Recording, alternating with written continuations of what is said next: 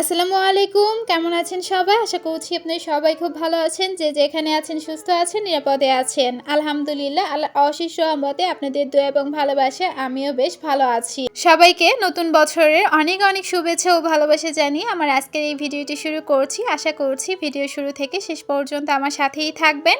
ভিডিওর কোনো অংশ যদি আপনাদের কাছে একটু ভালো লেগে যায়, প্লিজ একটা লাইক দিতে ভুলবেন না। চ্যানেলে নতুন হয়ে থাকলে সাবস্ক্রাইব করে পাশে থাকা বেল অপশনটি প্রেস করে অল অপশনটি সিলেক্ট করে দিবেন। এতে করে যখনই ভিডিও আপলোড করব নোটিফিকেশন পৌঁছে যাবে আপনার কাছে, আর আপনি আপনার সময় সুযোগ করে কিন্তু দেখে নিতে পারবেন।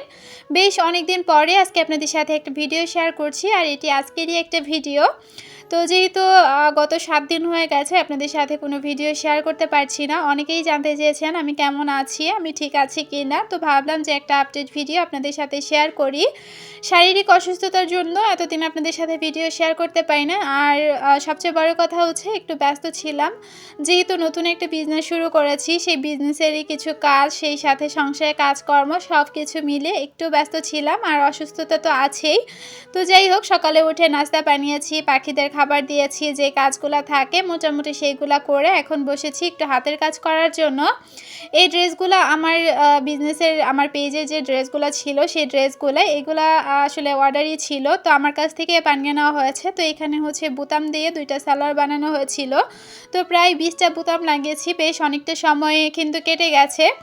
এই যে আলহামদুলিল্লাহ, এদিকে হচ্ছে আমার বিজনেসের প্রথম যে আর্নিংটা সেটা শুরু হয়েছে। সবাই আমার বিজনেসের জন্য দোয়া করবেন, আল্লাহ তাআলা যেন বারাকা দান করে। এখানে হচ্ছে 2টা 3 পিসের দাম আছে।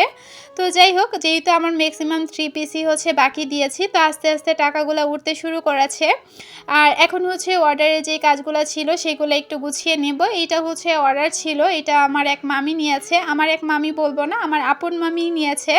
আগে একটা ড্রেস নিয়েছিল ওনার, ওই ড্রেসটার পরে এই ড্রেসটা ওনার ভালো লেগেছে, তো ওই ড্রেসের মতো এই ড্রেসটা নিয়েছে। এর আগে দেখেছেন, আপনাদেরকে ভিডিওতে দেখেছিলাম, একটা বাসন্তী কালারের একটা স্ল্যাব কটনের ছিল। তো ওই ড্রেসটা আর এই ড্রেসটা হচ্ছে আমার মামি নিয়েছে। আর এই 2টা ড্রেস হচ্ছে আমার বাসার একজন ভাবি নিয়েছে। তো এটা হচ্ছে, এই যে ড্রেসটা দেখতে পাচ্ছেন এটাও কিন্তু আমার পেজের। তো যাই হোক, আমি পেজের লিঙ্কটা আমার ডেসক্রিপশানে দিয়ে দিব, আপনারা চাইলে ভিজিট করে আসতে পারেন, ফলো দিয়ে রাখতে পারেন। এটা হচ্ছে আমাদের বাসার যে বাড়িওয়ালি ওনার জন্যই বানানো হয়েছে। তো যাই হোক, এইগুলো রেডি হয়ে গেছে, এখন একটু চেক করে রাখছিলাম যে সব কিছু ঠিকঠাক আছে কি না। আর এখানে 2টা জমজম ড্রেস ছিল, এটা হচ্ছে আমার হাজব্যান্ডের অফিসের একজন কলিগ নিয়েছে। তো যাই হোক, আলহামদুলিল্লাহ, অনেকেই জানতে চেয়েছেন বিজনেস কেমন চলছে। আলহামদুলিল্লাহ, বিজনেস অনেক ভালো চলছে, সবাই দোয়া করবেন যাতে এভাবেই চলে। যেহেতু মাসের শেষ, আর কিছু ড্রেস অর্ডার দিয়েছি, অল্প কিছু ড্রেস আছে, তো ভাবলাম যে কিছু ড্রেস অর্ডার করি, সেই ড্রেসগুলো হাতে পেলে অবশ্যই আপনাদের সাথে শেয়ার করব। তবে এবার আর জমজমের যে ড্রেসগুলো সেগুলো আনিনি, আমি কালামকারীর যে ড্রেসগুলো সেগুলোই এনেছি। কারণ আমি যেহেতু গ্রামে থাকি, এখানে এই টাইপের ড্রেসগুলো চলতে চায় না, মানে দাম দিয়ে কেউ নিতে চায় না। দেখা যাচ্ছে 1000 টাকার ড্রেস 500 টাকা বলে, তখন মন মানসিকতা সব আসলে ভেঙে যায়। তো ভাবলাম ওই প্রোডাক্ট আর আনবো না, এখন নর্মাল যেই প্রোডাক্ট সবসময় বাসায় পরার জন্য সেটাই আনবো, সেটাই অর্ডার দিয়েছি। যখন হাতে পাবো অবশ্যই আপনাদের সাথে শেয়ার করব। পেজের লিঙ্কটা আমি কমেন্টে পিন করে দিব, সেই সাথে ডেসক্রিপশনে দিয়ে দিব, আপনারা সেখান থেকে সরাসরি আমার পেজে কিন্তু ভিজিট করতে পারবেন। আর অবশ্যই ফলো দিয়ে রাখবেন, কখনো যদি আপনাদের কোনো ড্রেস প্রয়োজন হয় বা ভালো লাগে, চাইলে কিন্তু আমার সাথে যোগাযোগ করতে পারেন। তো যাই হোক, এই ড্রেসগুলো এখন এই যে আমি শপিং ব্যাগে ভরে রাখছি। তো পরবর্তীতে এই ব্যাগটা কিন্তু আমি চেঞ্জ করেছিলাম, কারণ এটা আসলে পুরাতন একটা ব্যাগ, আর নতুন ব্যাগ আমি খুঁজে পাচ্ছিলাম না, যার জন্য এই ব্যাগটাতে আপাতত রেখেছি, পরবর্তীতে চেঞ্জ করে দিয়েছিলাম।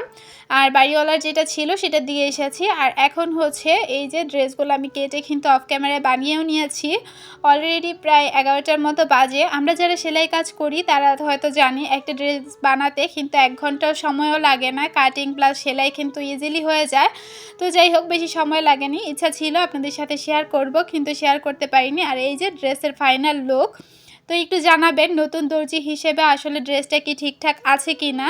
তবে এই যে ভাবির ড্রেসটা, ওনার বডি থেকে ওনার কোমরের যেই মাপটা সেটা কিন্তু বেশি ছিল, মানে হিপের মাপটা বেশি ছিল, যার কারণে এরকম মনে হচ্ছে। আর উনি কিন্তু একটু স্বাস্থ্যবান ছিল।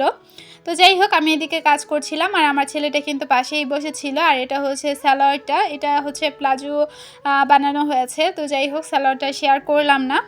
আর এখন চলে এসেছি, যেহেতু রান্নাবান্না করতে হবে, অফ ক্যামেরায় রান্নাবান্না করে নিচ্ছি। আর রান্নাবান্নার পরে এখন যে কাজগুলো টুকিটাকি রান্নাঘরে থাকে সেটাই করে নিচ্ছি, যেমন থালাবাটি ধোয়া, রান্নাঘর ক্লিন করা।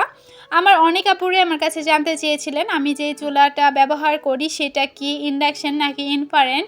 যদিও বা এই রিলেটেড ভিডিও কিন্তু আমার চ্যানেলে দেওয়া আছে, হয়তো আপুরা নতুন ছিলেন তার কারণে জানেন না। তো যাই হোক, আজকের ভিডিওতে বলে দিব, আর সেই সাথে চুলার দাম এবং কোন ব্র্যান্ডের সেটাও কিন্তু জানিয়ে দেব। আর মাসিক বিল কেমন আসে সেটাও কিন্তু আজকের ভিডিওতে বলে দিচ্ছি, তো ধৈর্য সহকারে কিন্তু ভিডিওটি দেখবেন।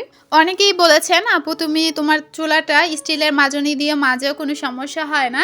আমি খুব হালকা করে আসলে মাজনি দিয়ে মাজি, যেহেতু এটা কাচের, তো দেখা যাচ্ছে রান্না করার পরে যে তেল মশলা পড়ে সেটা কিন্তু চুলার সাথে লেগে যায়, আর সেটা মাজনি ছাড়া কোনোভাবেই কিন্তু তোলা সম্ভব না। তবে আমি কিন্তু খুব আলতোভাবে দেখা যাচ্ছে একটু ঘষে নেই। তো যাই হোক, আমার এই চুলাটা হচ্ছে মিজুকি ব্র্যান্ডের, আর এই চুলাটার দাম নিয়েছিল আমার কাছ থেকে 4000 টাকা।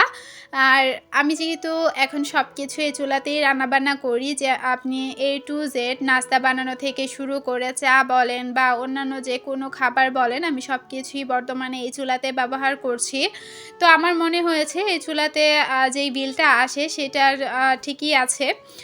তবে আমার যেই বিলটা আসে সেটা হচ্ছে 600 টাকা থেকে মাত্র 700 টাকার মধ্যেই হচ্ছে আমার বিলটা থাকে।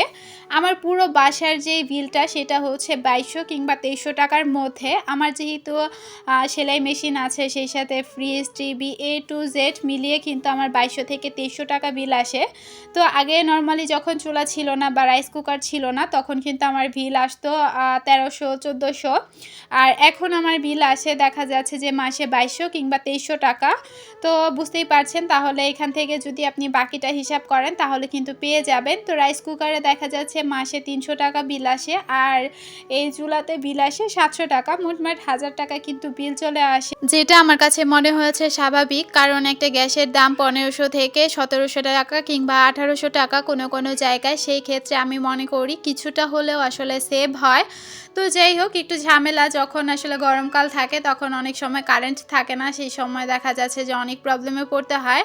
তো যাই হোক, যেহেতু এখন শীতকাল কারেন্ট যাওয়ার ভয় থাকে না, তো সব মিলিয়ে বলবো যে আলহামদুলিল্লাহ। আশা করছি যে আপুদের প্রশ্ন ছিল তারা তাদের উত্তরটা পেয়ে গেছেন। আর এদিকে হচ্ছে এই যে ক্লিনিংয়ের কাজগুলো করে নিচ্ছিলাম, বেশ অনেক দিন ধরে ক্লিন করা হয় না। এই মশলা জারগুলা বেশ দেখলাম যে তেল চিটচিটে হয়ে গেছে, আজকে একটু ভালোভাবেই ক্লিন করে নিচ্ছি। গত এক সপ্তাহ ধরে বাসার কাজগুলার কোনো রকম করে যাচ্ছিলাম, ঠিকঠাকভাবে করা হচ্ছিল না, সেই জন্য এখন খুব ভালোভাবে এই যে মশলাদানিটা একটু মুছে নিয়েছি। আর মশলা আছে বিদায়, সে কারণে আর সেভাবে ধুয়ে রাখলাম না, এভাবে জাস্ট মুছে রাখলাম। মশলাগুলো শেষ হলে তারপর হচ্ছে ধুয়ে রাখবো। এখন জায়গাটা জায়গা মতো রেখে দিয়েছি। এখন হচ্ছে আমি পুরো কাউন্টার টপ সেই সাথে সিঙ্কটা ভালোভাবে একটু পরিষ্কার করে নিচ্ছি, কারণ যেহেতু আসলে এখানে রুটি বানাই, সেই সাথে ছোটো বেবি থাকলে যা হয় আর কি। তো রান্নাঘরটা যেহেতু ছোট, এইটুকু জায়গার মধ্যে সমস্ত কিছু ম্যানেজ করতে গেলে রান্নাঘরটা একদম এলোমেলো হয়ে থাকে, সেই সাথে খুবই বিশ্রী। আর যেহেতু এক সপ্তাহ ধরে ক্লিন করছি না, তো আজকে একটু ভালোভাবেই ক্লিন করে নেওয়ার চেষ্টা করেছি। ওভারঅল ভিডিওটা আপনাদের কাছে কেমন লেগেছে ছোট্ট একটা কমেন্টে জানিয়ে দিবেন। ভুল ত্রুটি ক্ষমা সুন্দর দৃষ্টিতে দেখবেন। চেষ্টা করব আপনাদের সাথে রেগুলার হওয়ার জন্য। যদিও বা বেশ কিছু প্রবলেম হচ্ছে আমার ফোনে ইদানিং, কেন জানি না কোনো ভিডিও করলে সেটা এডিট করতে গেলে ফোনটা হ্যাং হয়ে যাচ্ছে, তখন আর টাচে কাজ করছে না, সেই সাথে আমার ট্রাইপডটা কিন্তু ভেঙে গেছে। সব মিলিয়ে দেখা যাচ্ছে ভিডিও করা একটু চাপের হয়ে যাচ্ছে। সমস্ত কাজ শেষে এখন হচ্ছে 1 কাপ চা খাবো, এখনও কিন্তু 1টা বাজেনি। তো যাই হোক, 1 কাপ চা দিয়েই হচ্ছে আজকে এই ভিডিওটা শেষ করব। আগে থেকে চা খাওয়া অনেকটাই কমিয়ে দিয়েছি, এখন শুধু আদা দিয়ে একটু রং চা খাই। দেখা যাচ্ছে একদিন পর পর কিংবা দিনে একবার হচ্ছে চাটা খাওয়া হচ্ছে। আর চিনিটাও খুব কম খাচ্ছি, এখনও ঠান্ডাটা ভালো হয়নি, সেই সাথে গলাতে এখনও কাশি ভাবটা আছে। তো সব কিছু মিলিয়ে একটু নিয়ম মেনেই চলছি, যাতে সুস্থ থাকতে পারি, সেই সাথে ফিট থাকতে পারি। তো এদিকে হচ্ছে কেতলিতেই হচ্ছে চাটা বানিয়ে নিয়েছি, আর চাটা কিন্তু হয়ে গেছে বেশ অনেকটা আদা দিয়ে, তারপর হচ্ছে আজকে চাটা বানিয়েছি। চাটা খেতে বেশ ঝাঁঝালো হয়েছিল। আজকের মতো এখানেই বিদায় নিব, কথা হবে পরবর্তী ভিডিওতে। সে পর্যন্ত সবাই ভালো থাকবেন, সুস্থ থাকবেন, আমার জন্য দোয়া করবেন, আর আপনাদের জন্য অনেক অনেক দোয়া ও ভালোবাসা রইল। আল্লাহ হাফিজ, আসসালামু আলাইকুম।